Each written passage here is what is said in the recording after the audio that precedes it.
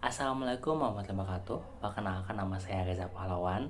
Di sini akan mempresentasikan laporan tugas besar investasi dan manajemen aset, yaitu konstruksi portofolio optimal.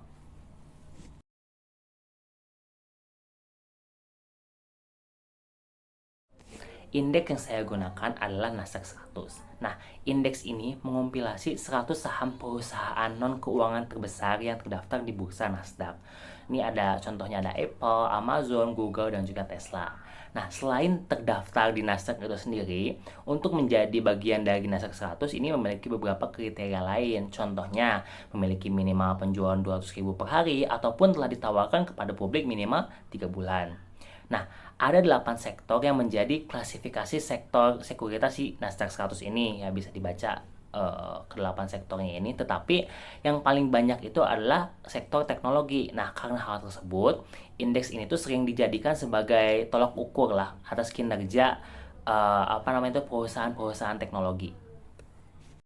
Tujuan utama dari tugas besar ini adalah mengaplikasikan materi-materi yang telah dipelajari di kelas investasi dan manajemen aset. Tetapi tujuan khususnya itu adalah kita pertama tuh mempelajari karakteristik dari indeks saham yang terpilih. Kemudian kita mengevaluasi lah kinerja setidaknya 5 saham pilihan gitu yang terdaftar di indeks tersebut. Lalu kita mengonstruksi portofolio optimal yang berisi saham-saham pilihan tersebut berdasarkan dua metode yang berbeda. Ini saya gunakan metode model Markowitz dan juga model Triano Black. Data yang saya gunakan adalah data harga indeks Nasdaq 100 dan juga 5 saham terpilih dari 2009 sampai 2019. Ada beberapa asumsi yang saya gunakan juga, yaitu terkait tingkat bebas risiko, saya gunakan 2,14%, dan juga dengan asumsi bahwa kondisi dari 2009 sampai 2018 dengan 2019 itu tidak jauh berbeda. Nah, jadi data dari 2009 sampai 2018 ini saya gunakan sebagai basis untuk membuat portofolio berisiko optimal. Nah, ada juga beberapa asumsi terkait tambahan biaya transaksi, jual dan juga belinya. Nah, pada akhirnya kita mengevaluasi return aktual karena ada perbedaan harga dari 2019 awal sampai 2019 akhir. Itu kita evaluasi returnnya dan dibandingkan dengan expected return dari tiap portofolio tersebut.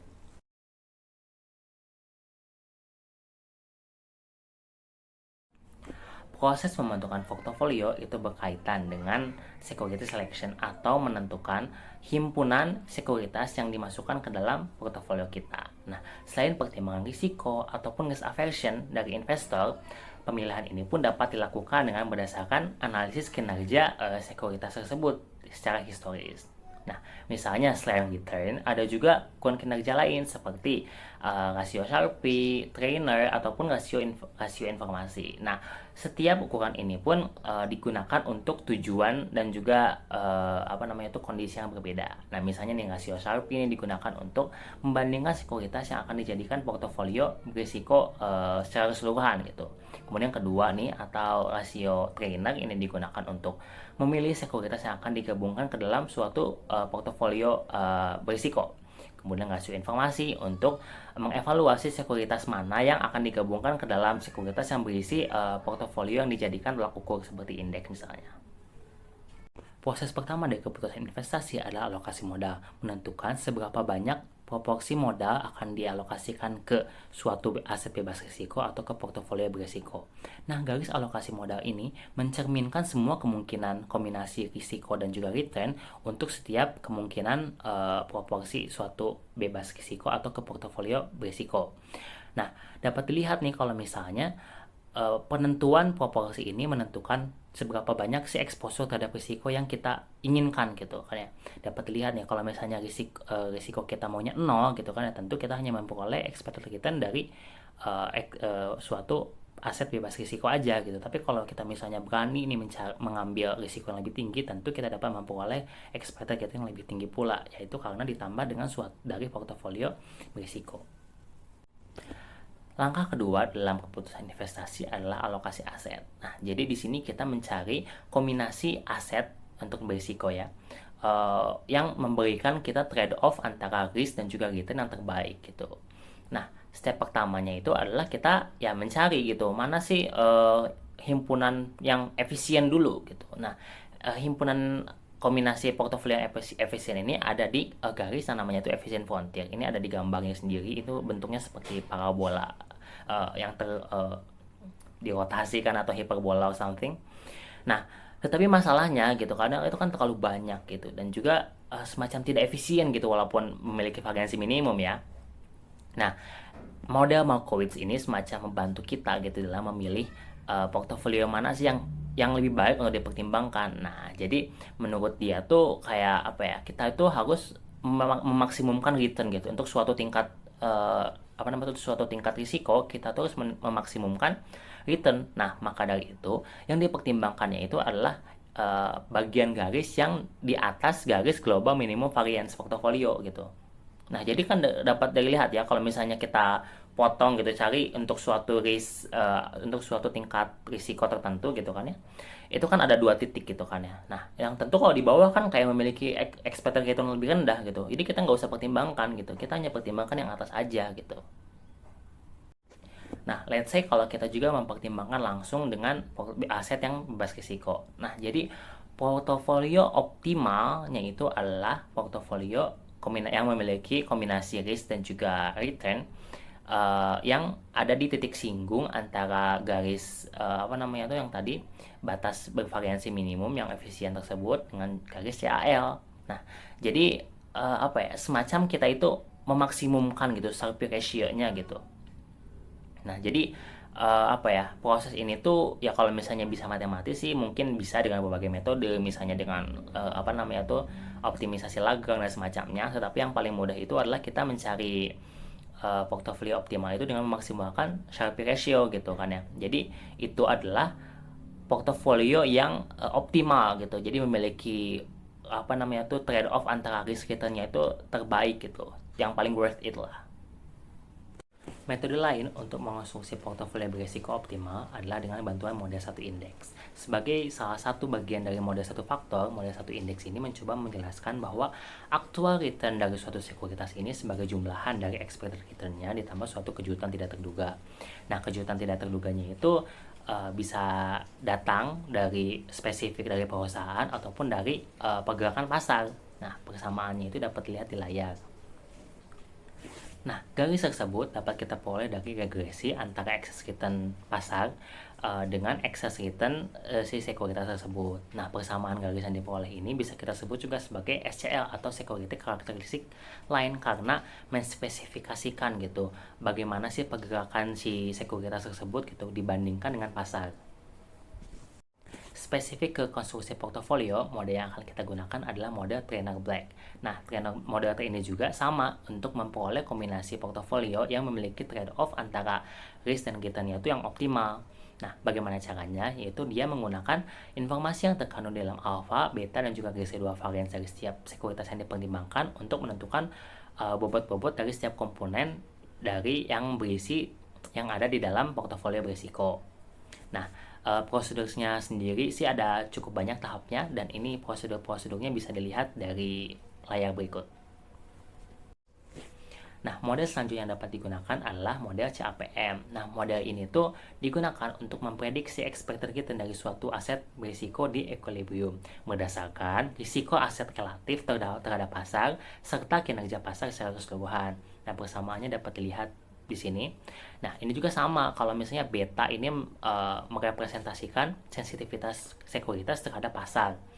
Nah, mungkin kalau misalnya kita sadari persamaan itu mirip dengan persamaan model satu indeks. Nah, karena bisa dibilang CAPM ini merupakan sebagai turunan gitu daripada model satu indeks dengan nilai alfanya itu 0. Kenapa? Karena di equilibrium gitu, karena performa setiap perusahaan itu akan saling menghilangkan gitu di jangka panjang. Jadi nilainya itu akan semakin mendekati 0. Model ini memiliki dua fungsi penting, yaitu dijadikan sebagai tolak ukur untuk tingkat return untuk mengevaluasi peluang-peluang investasi dan juga perkiraan expected return dari aset yang belum diperjualbelikan di pasar.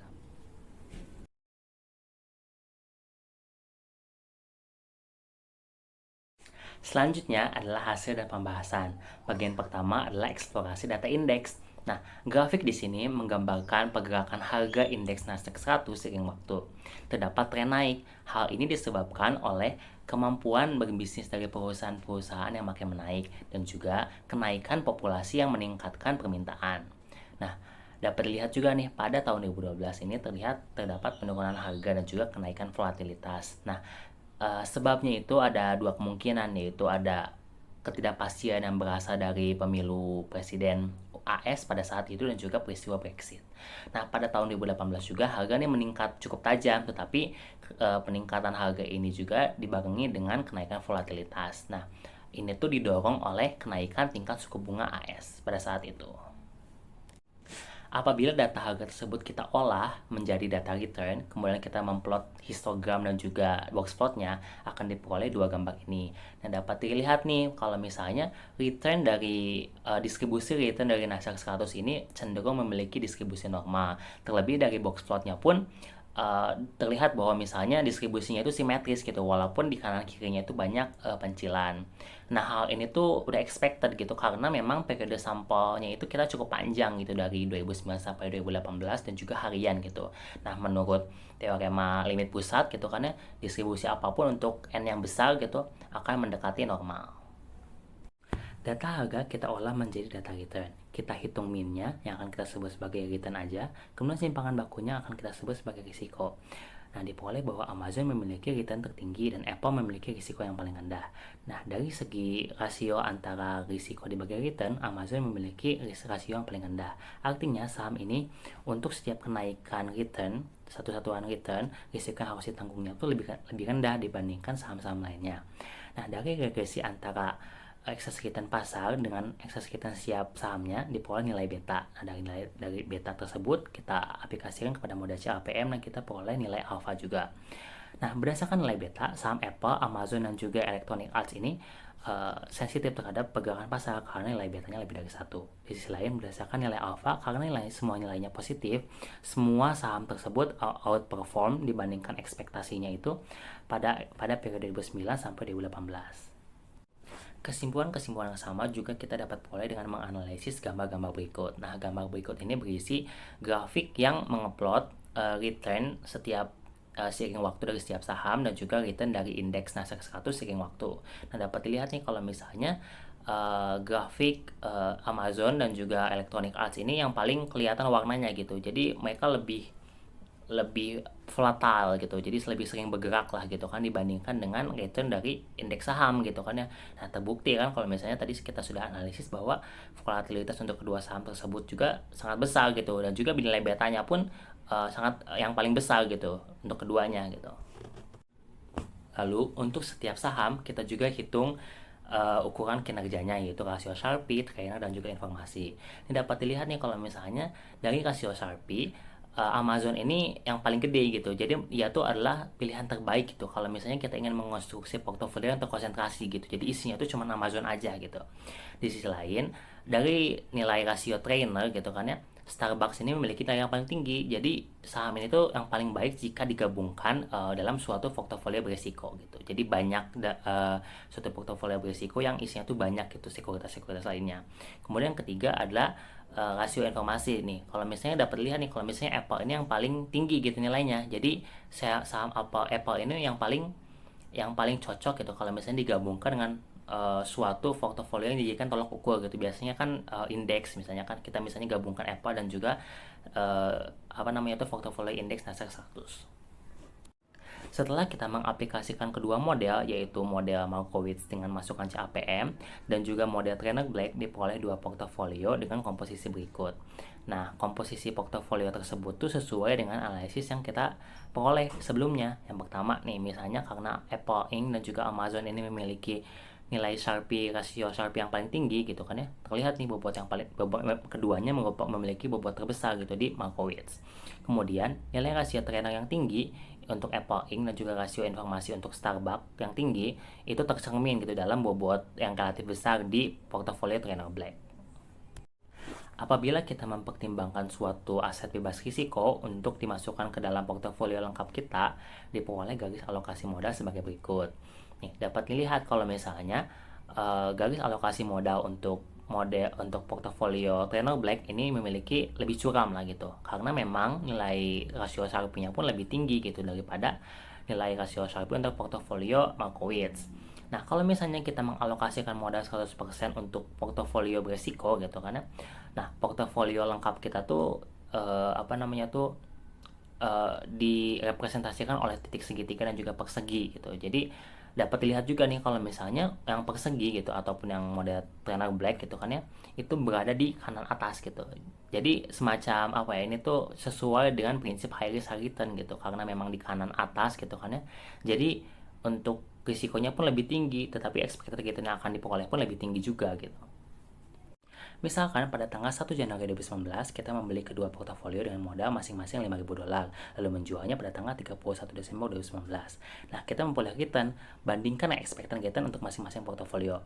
Model Markowitz memiliki expected return lebih rendah daripada model Trainer Black, tetapi nilai aktualnya malah Markowitz memiliki expected return lebih tinggi daripada Trainer Black. Kenapa demikian? Ada kemungkinan karena faktor nilai taksiran alfa yang kurang representatif dengan nilai aktualnya.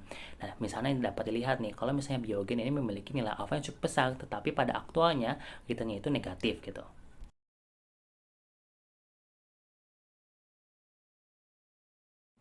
Dari tugas besar ini, terdapat beberapa simpulan yang dapat diambil. Yang pertama, indeks Nasdaq 100 memiliki harga yang bertren naik dan juga return yang berdistribusi hampir normal.